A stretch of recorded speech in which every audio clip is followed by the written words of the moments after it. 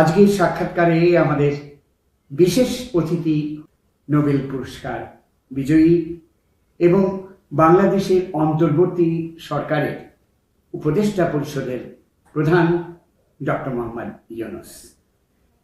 Doctor Mohammad Yunus, আপনাকে voice of আমেরিকার পক্ষ থেকে স্বাগত। আপনাকে ধন্যবাদ। ধন্যবাদ। একটা বিষয় জানতে চাচ্ছিলাম প্রথমেই, যে আপনি 8ই অগস্ট এই দায়িত্ব গ্রহণ করলেন, তার প্রায় মাস দেড়েক পরে আমরা লক্ষ্য করছি যে সেনাবাহিনীর কমিশন অফিসারদেরকে ম্যাজিস্ট্রেসির ক্ষমতা দেওয়া হলো। তো সেটার প্রয়োজনীয়তা কেন অনুভব করলেন? দেশে শান্তি শৃঙ্খলার রক্ষার জন্য আমরা চেষ্টা করছিলাম পুলিশকে দিয়ে করার জন্য, সেটাই নিয়ম। জি। পুলিশের মধ্যে তাদের মনোবল হারিয়ে গেছে। কারণটা হলো, মানুষের সামনে গেলে তারা কটু কথা তাদের শুনতে হয়। মাত্র কয়েকদিন আগে তারা ছাত্রদের মেরেছে। তারা একটু দূরে দূরে থাকছে, মানুষের থেকে সম্পর্ক, মানুষের সঙ্গে বেশি মিশতে চাচ্ছে না। তো কাজে আমাদের যে শান্তি শৃঙ্খলার শক্তি ছিল, সেই শক্তিটা ক্ষয়ে গেল তাদের মনোবল হারিয়ে ফেলার জন্য। তো আমরা যেটা করলাম, যে বললাম যে সবাই, পুলিশের সবাই তো আর অন্যায় করে নেই। যারা অন্যায় করেছে আমরা তাদেরকে চিহ্নিত করব, তাদের শাস্তি হবে, আর বাকিরা জনগণের কাছে গ্রহণযোগ্য হবে। কিন্তু এই প্রক্রিয়াও তো একটা লম্বা প্রক্রিয়া, এটা তো হঠাৎ করে হচ্ছে না। ইতিমধ্যে কিন্তু শান্তি শৃঙ্খলা বিঘ্নিত হচ্ছে, নানা রকমের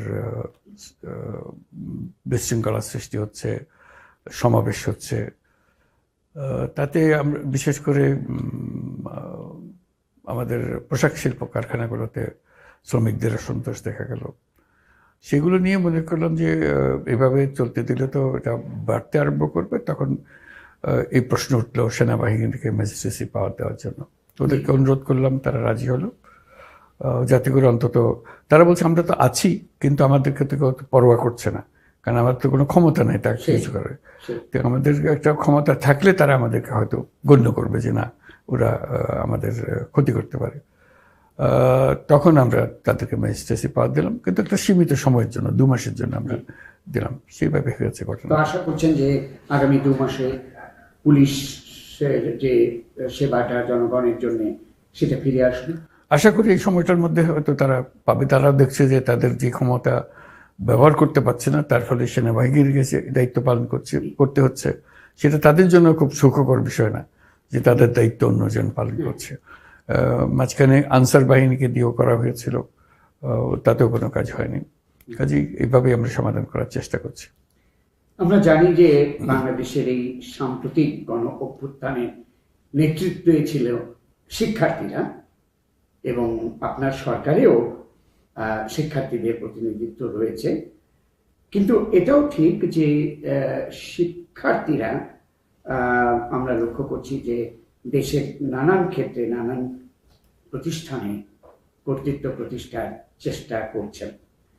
তো শিক্ষার্থীরাই কি দেশ পরিচালনা করছেন? কতটা ভূমিকা পালন করছেন? করা তো উচিত, তরুণদের হাতেই তোর ক্ষমতা যাওয়া উচিত। বুড়োদের তো কোনো কাজ নেই, বুড়োদের সব ভুল করে গেছে পর্যন্ত। তো কাজে চেষ্টা হোক যে তরুণরা এগিয়ে আসুক, তারা দায়িত্ব নেই, তারাও ভুলভ্রান্তি করবে, ভুলভ্রান্তি সংশোধন করবে নিজেদের। তাদের নেতৃত্বে তো একটা বড় কাণ্ড হয়ে গেল। তো কাজে তাদেরকে অত অবিশ্বাস করার তো আমি কোনো কারণ দেখছি না। তাহলে কি বলা যাবে যে শিক্ষার্থীরাই দেশ চালাচ্ছে? চালানো উচিত বলছি, চালাচ্ছে বলছি না, চালানো উচিত। তরুণদের হাতে ছেড়ে দেওয়া, আমি বরাবরই বলে এসছি এখানে দায়িত্ব পালন করার আগে থেকেই বলছি যে তরুণদের হাতে, কারণ তারাই তাদের ভবিষ্যৎ নিজেরা রচনা করবে। আমরা তাদের হয়ে রচনা যেটা করব সেটা ঠিক হবে না। তো কাজেই আমি মনে করি, আবারও মনে করি যে সারা বাংলাদেশের বিষয় না, সারা দুনিয়াতে তরুণদের হাতে দায়িত্ব দিয়ে দেওয়া ভালো। অন্তর্বর্তী সরকারের মেয়াদ সম্পর্কে আমরা আপনার সরকারের কাছ থেকে এখন পর্যন্ত পরিষ্কারভাবে কিছু শুনিনি। আপনি জাতির উদ্দেশ্যে 2টি ভাষণও দিয়েছেন, কিন্তু সেখানেও জানতে পারিনি। সেনাপ্রধান জেনারেল ওয়াকারুজ্জামান বলছেন যে আগামী 18 মাসের মধ্যে নির্বাচন হতে পারে। তাহলে কি আমরা ধরে নেব যে আপনাদের অন্তর্বর্তী সরকারের মেয়াদ হচ্ছে আগামী 18 মাস পর্যন্ত? সেটা আপনি ইচ্ছে করলে ধরতে পারেন, কিন্তু সরকারের মতামত তো না, সেটা সরকার তো কোনো মত দেয় না এ পর্যন্ত। কাজে সরকার কখন মেয়াদ ঠিক করবে সেটা সরকারকে বলতে হবে। সরকার না বলা পর্যন্ত তো সেটা সরকারের মেয়াদ হচ্ছে না। মানে সরকার বলতে তো আপনাদেরই আমাদেরই বলতে হবে, আমাদেরকে বলতে হবে। আমাদের মুখ থেকে যখন শুনবেন তখন সেটাই হবে তারিখ। তাহলে উপদেষ্টা পরিষদ এখনো এই ব্যাপারে কোনো সিদ্ধান্ত নেই। আমরা আলোচনা করেছি কিন্তু সিদ্ধান্ত নেয়নি। ভারতের সঙ্গে বাংলাদেশের সম্পর্ক উন্নয়নের জন্য আপনার সরকারের পরিকল্পনা কি? আমরা তাদের কাছে পরিষ্কার করে বলে দিচ্ছি যে আমরা চাই, সুসম্পর্ক চাই। কারণ এটা ভারতেরও দরকার, আমাদেরও দরকার। আমরা দুই প্রতিবেশী।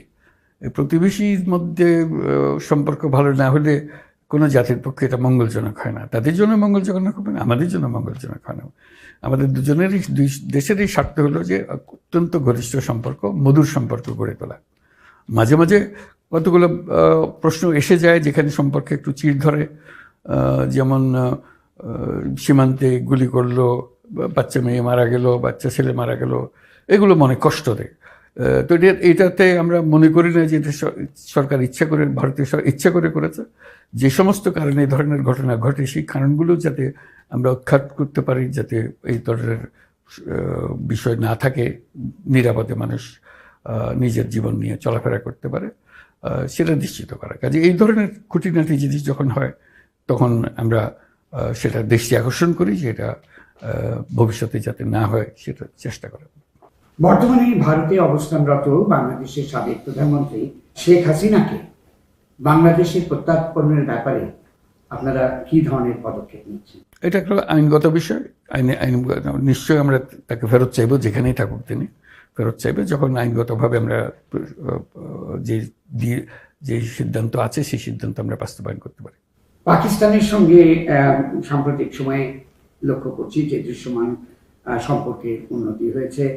আপনি এরই মধ্যে পাকিস্তানের প্রধানমন্ত্রী শেহবাজ শরীফের সঙ্গে বৈঠক করেছেন, কিন্তু একটা প্রশ্ন হচ্ছে যে 1971 সালে গণহত্যার জন্য আনুষ্ঠানিকভাবে পাকিস্তান এখনো ক্ষমা চায়নি। তো আপনারা কি কূটনৈতিকভাবে এই ব্যাপারে পাকিস্তানের কাছে কিছু জানাতে চান?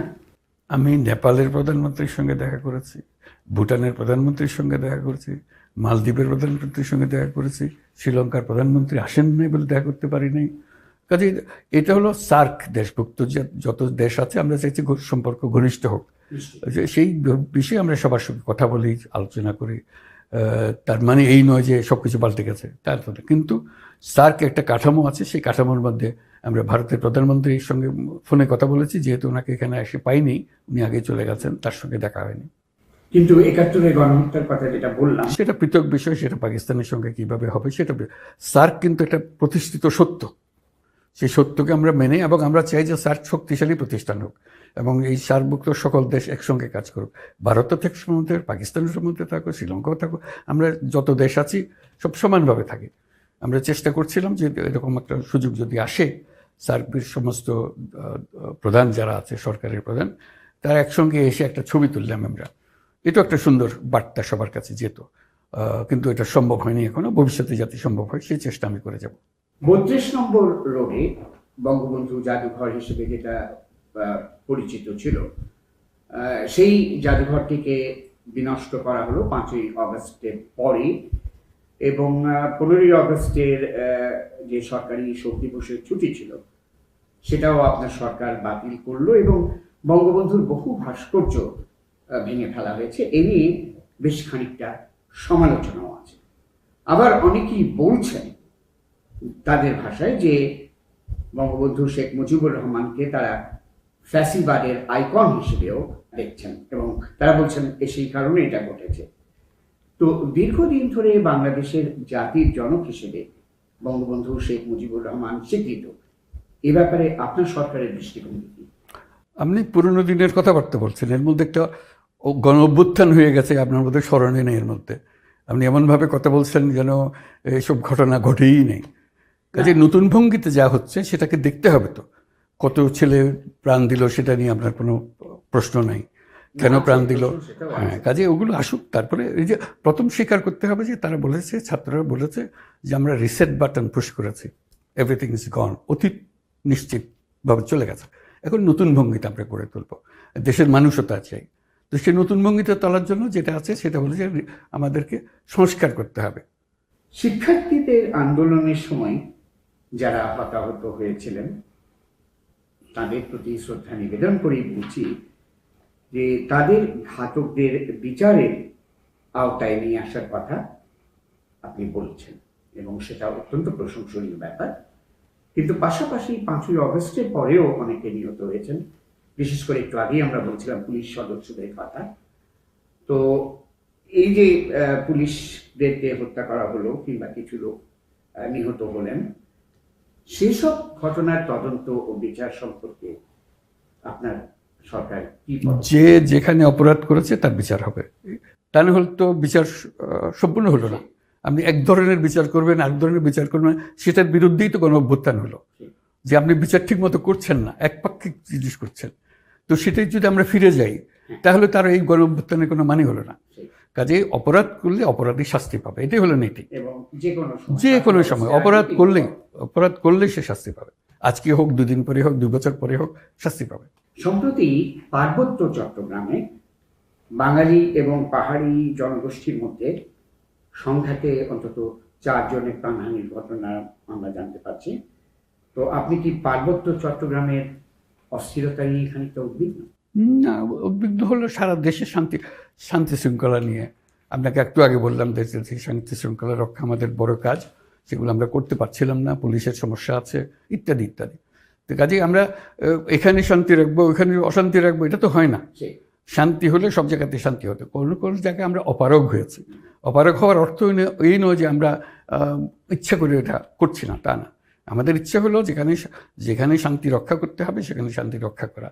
পার্বত্য চট্টগ্রামে যেটা হয়েছে সেখানে শান্তি শৃঙ্খলা বিঘ্নিত হয়েছে, কিন্তু সেটা তড়িৎ গতিতে আবার সমাধান হয়ে গেছে। এটা এমন নয় যে আজকেও চলছে সে কাণ্ড।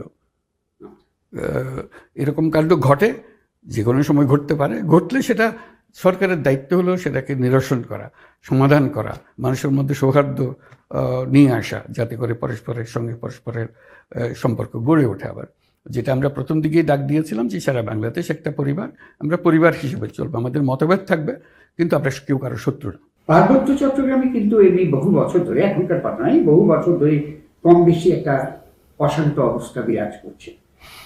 তো এই সমস্যা সমাধানের জন্য আপনার সরকারের সুনির্দিষ্ট পরিকল্পনা আছে? এই তো আসলাম মাত্র। এত বছরের একটা সমস্যা আপনি 2 দিনে আমাদের দিয়ে সমাধান করে দেবেন, আমরা একটা সমাধান নিয়ে আসবো, এটা আশা করা তো ঠিক হবে না। এটা শান্তি চুক্তি হয়েছে, সেই শান্তি চুক্তি বহু বছরের চেষ্টায় হয়েছে, সেই শান্তি চুক্তিও বহাল করা যাচ্ছে না, মান্য করছে না। এখন কি আবার নতুন করে শান্তি চুক্তি করতে হবে? সেটা আমাদের সরকার পেরে উঠবে না, এটা পরবর্তীতে নির্বাচিত সরকার যারা আসবে তারা এগুলো করবেন। বাংলাদেশে যে 10 লক্ষেরও বেশি রোহিঙ্গা অবস্থান করছেন, তাদের কি আপনারা শরণার্থীর মর্যাদা দেবেন? এটা তো আন্তর্জাতিক প্রতিষ্ঠানরাই দিয়েছে। UNHCR তো সেখানে কাজ করছে বহুদিন ধরে, কাজে শরণার্থী হিসেবেই তো তারা আছে, তারা আমাদের দেশের নাগরিক তো না। কাজে স্বীকৃতভাবে, আন্তর্জাতিকভাবে স্বীকৃতভাবে আছে। শরণার্থী ঠিক তাদেরকে মানে না হলে তো UNHCR যেতে পারতো না যদি শরণার্থী না হয়। সাম্প্রতিক সময়ে আবার কিছু রোহিঙ্গা বাংলাদেশে আশ্রয় প্রার্থী হিসেবে প্রবেশ করেছে এবং অনুমান করা হচ্ছে আরও রোহিঙ্গা বাংলাদেশে প্রবেশ করতে পারে। তো নতুন করে যদি আরও রোহিঙ্গা বাংলাদেশে প্রবেশ করে তাহলে তাদের ব্যাপারে কি সিদ্ধান্ত নেবেন? এটা আন্তর্জাতিক আইন আছে, সেটা তারা যদি আসতে চায় আমাদের আসতে দেব, আমরা তাদের গ্রহণ করব। তারপরে যা যা করতে হয় আন্তর্জাতিক কমিউনিটি আছে, এটা আমাদের একার সমস্যা না, এটা সারা পৃথিবীর একটা দায়িত্ব। যখন মানুষ শরণার্থী হয়ে এক দেশ থেকে এক দেশে আশ্রয় চায়, যখন তার জীবন সংখ্যা দেখা দেয়, আমরা যেহেতু তারা আসছে আমরা দরজা বন্ধ করে দিলাম, আসতে দেবো না, এটা হতে পারে না, এটা আইন বিরোধী কাজে আমরা তাদেরকে নিয়ে আসছি, তারা থাকছে এবং কি করবে সেটা নিয়ে যে জাতিসংঘে আসলাম, বহু রোহিঙ্গাদের নিয়ে আমাদের বহু বৈঠক হয়েছে যে কি করা যায় সেগুলো নিয়ে। কাজে আপনিও জানেন সেগুলো বহু বছর ধরে এটা চলছে, 7 বছর ধরে তারা এখানে আছে, তাদের ভবিষ্যৎকে নিয়ে প্রশ্ন তুলেছে। শুধু তাদের ভবিষ্যৎ না, তাদের যে ছেলে মেয়ে, বছরে 32,000 বাচ্চা গড়ে জন্মগ্রহণ করে তাদের মধ্যে। কাজে যারা আসছিল 12 লাখ, তার সঙ্গে 32,000 করে আরও ক্রমাগত বা আরও বেশি করে আসবে। তারা যখন এসছিলেন তখনও তাদের বাচ্চা কোলে নিয়ে আসছিলেন, তাদের শিশু ছিল, অল্প বয়স্ক বালক বালিকা ছিল, 7 বছর চলে গেছে, তারা বালক বালিকা নেই, এখন বয়স্ক হয়ে গেছে, বয়স বেড়েছে। এদের কি করবেন? তারা তো একটা এমন পরিবেশের মধ্যে আছে, তারা নিজেদের ভবিষ্যৎ দেখতে পাচ্ছে না, অথচ সারা দুনিয়ার সঙ্গে তারা যুক্ত।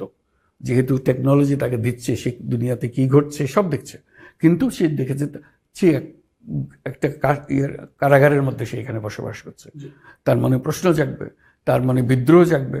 এটা তো ভালো জিনিস না। তার মনে এই যে বিক্ষোভ জাগবে, এই বিক্ষোভ কীভাবে ছড়িয়ে পড়বে, কার মাথায় গিয়ে পড়বে, এখন তো বোঝার উপায় নেই। কাজে আমাদের সারা পৃথিবীর দৃষ্টি দিতে হবে, তারা যেন সন্তোষজনকভাবে বাল্যকাল কাটাতে পারে, একটা আশা নিয়ে আসতে পারে, সেটার জন্য আমরা করতে, সেই বিষয়গুলি আমরা আলাপ করেছি, আমরা একটা সমাধান খুঁজছি সেটার। বাংলাদেশে সংবিধান পরিবর্তন কিংবা সংশোধনের কথা বলা হচ্ছে। আপনি একটি কমিটি করেছেন, কমিটি প্রধান হয়েছেন একজন। তো এটা কি আপনার অন্তর্বর্তী সরকারের সময় হবে, এবং কি ধরনের পরিবর্তন কিংবা সংশোধন আপনারা আশা করছেন? ওই যে বললাম, আমাদের নতুন করে সব গড়তে হবে, সব কিছু ধ্বংস করে দিয়ে গেছে আগের সরকার। কাজে সেই ধ্বংসস্তূপ থেকে এখন আমাদের নতুন পুনর্জাগরণ করতে হবে। তো সেটার জন্য প্রত্যেক ক্ষেত্রেই আমরা কমিশন গঠন করে যাচ্ছি। এটা 6টা কমিশন করেছি, আরও নতুন কমিশন আসছে। তার মধ্যে একটা কমিশন হল সংবিধান। সংবিধান সংশোধনের বিষয়ে সারা দেশে একমত। কি বিষয় হবে, কিভাবে হবে, সেটা নিয়ে বিতর্ক হবে। সেই জন্য কমিশন একটা রূপরেখা দেবে, সেই রূপরেখা নিয়ে সারা দেশে একটা বিতর্কের সুযোগ করা হবে, যাতে রাজনৈতিক দলরা তারা অংশগ্রহণ করেন এবং বিচার করে ঠিক করেন তারা কি এই সংসদ এখনই করে ফেলবেন নাকি ভবিষ্যতে করবেন, করলে কি করবেন, সেটা একটা রূপরেখা দাঁড় করার জন্যই এই কমিশনগুলো গঠন করা হয়েছে। এটা খুব ন্যায্য জিনিস, উপকারী জিনিস। তা না হলে যেই সংবিধান আমাদের আছে এটা নিয়ে দেশ চলবে না, এটা নিয়ে দেশ চললে আবার এই ঘটনার সৃষ্টি হবে। কেউ কেউ সংবিধান পরিবর্তনের কথা বলছেন, কেউ কেউ সংবিধান সংশোধনের কথা বলছেন। তো পরিবর্তনই হোক কিংবা সংশোধনী হোক, এটা কিভাবে কার্যকর হবে? এটি কি রাষ্ট্রপতির কোনো অধ্যাদেশের মাধ্যমে? এটা আইনগত ব্যাপার, কিভাবে হবে। আমরা এখন যেটা করছি, কি দরকার সেটা ঠিক করছি। কিভাবে সেটা সংশোধন করা হবে, কি আইনগত কি পর্যায়ে হবে, সেগুলো যখন আলোচনায় বসবে, আলোচনার মধ্যে তারা ঠিক করবে। আমরা যেটা করছি, কি কি দরকার, সেখানে একটা ঐক্যমত সৃষ্টি করা। সবাই একমত হলো যেটা দরকার, এখন কিভাবে করব, সেটা নিয়ে আবার একটা আলোচনা হবে, আইনসঙ্গতভাবে কিভাবে হবে, সেগুলো এখন আমি স্পেকুলেট করতে পারছি না। আপনি একটু আগে একটা কথা বললেন, খুব প্রয়োজনীয় কথা, যে না 1971 তো আমাদের মনে রাখতেই হবে, এটা আমাদের বাংলাদেশের স্বাধীনতা যুদ্ধের ব্যাপার ছিল। আপনি নিজেও বাইরে থেকেও এটার সঙ্গে সংযুক্ত ছিলেন। এখন কেউ কেউ বলছেন যে রাজনীতির মূল ধারায় যারা সেই সময় স্বাধীনতার বিরোধিতা করেছিলেন, তারা কিংবা তাদের দল কিংবা তাদের উত্তরসূরিরা চলে আসছে। আমাদের সংবিধান বলে প্রত্যেকের মত প্রকাশের স্বাধীনতা আছে, প্রত্যেকের রাজনীতি করার অধিকার আছে। সেই অধিকারকে আমরা নিশ্চিত করতে পারি, এটা সংবিধানের বিধান। সেটা থেকে আমি বেরিয়ে আসতে পারি না। এখন আপনি পছন্দ করেন অপছন্দ করেন, সে অপরাধ করলে শাস্তি পাবে, সেটার বিচার ব্যবস্থা আছে, বিচার ব্যবস্থা সেটা করবে। আমি রাগ করে তাকে আমার দুশ্মন ভাবে আমি তাকে বেড়ে ফেললাম, কি তার অধিকার কেড়ে নিলাম, সেটা রাষ্ট্র করতে দিতে পারে না। তাহলে সেই রাষ্ট্র অচল রাষ্ট্র। রাষ্ট্রকে তার নীতিমালা অনুসারে চলতে হবে। আপনার সামনের মূল লক্ষ্যটা কি? মূল লক্ষ্য হলো সংস্কার করা, তা নির্বাচন দেওয়া, নির্বাচিত প্রতিনিধিদের হাতে ক্ষমতা হস্তান্তর করা। এই হলো আমাদের মূল লক্ষ্য, আর কিছু না, সিম্পল জিনিস। বাংলাদেশের অন্তর্বর্তী সরকারের প্রধান উপদেষ্টা ডক্টর মোহাম্মদ ইউনূস, আপনাকে ভয়েস অফ আমেরিকার পক্ষ থেকে অজস্র ধন্যবাদ আমাদের এই সময় দেওয়ার জন্য।